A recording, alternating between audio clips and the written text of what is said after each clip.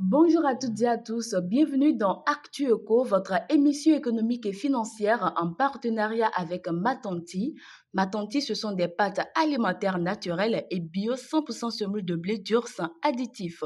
Choisir la qualité, c'est choisir Matanti. Ce 30 septembre 2025, la BCEAO a lancé la plateforme interopérable de paiement instantané PISPI, reliant banques, fintech, microfinance et émetteurs de monnaie électronique dans l'UEMOA. Elle permet des transferts 24 sur 24 sécurisés et instantanés accessibles via mobile web ou USSD avec un QR code universel. La gratuité des transactions pour les particuliers et la rapidité des paiements transforment l'expérience des citoyens et des professionnels.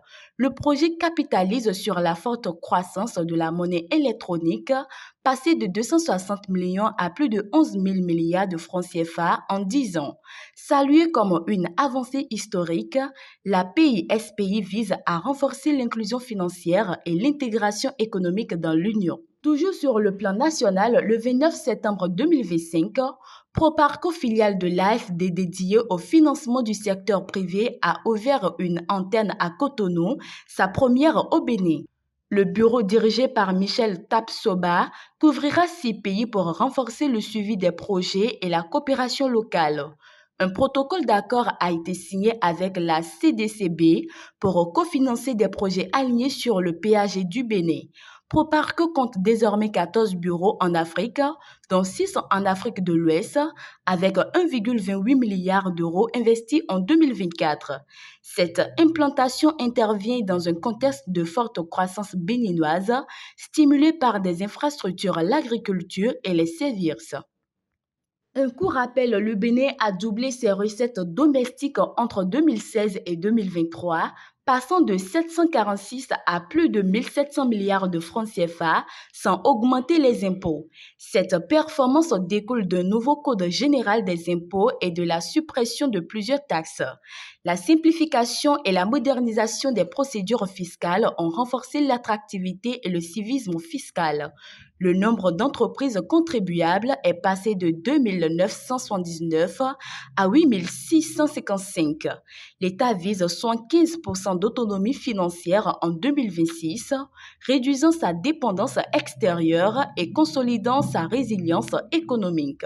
Nous faisons un tour au Togo. Depuis le 29 septembre 2025, une mission du FMI séjourne à Lomé pour la 3e revue de l'accord de facilité élargie de crédit FEC du Togo. Ce programme de 42 mois d'un montant de 403,4 millions de dollars vise à rendre la croissance plus inclusive, renforcer la viabilité de la dette et accélérer les réformes structurelles.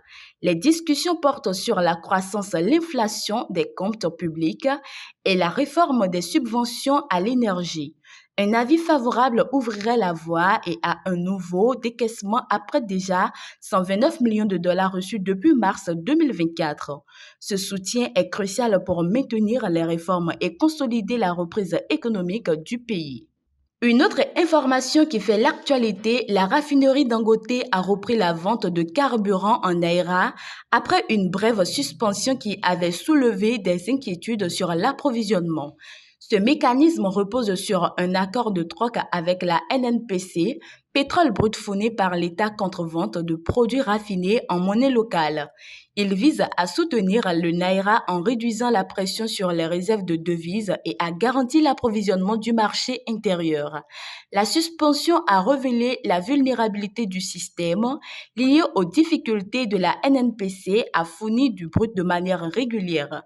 Si la reprise apporte un répit, la stabilité de ce modèle dépendra de la constance de l'approvisionnement local et de la résilience du dispositif. Ainsi prend fin cette édition de votre émission économique et financière Actu Eco. Merci de votre attention. À la prochaine.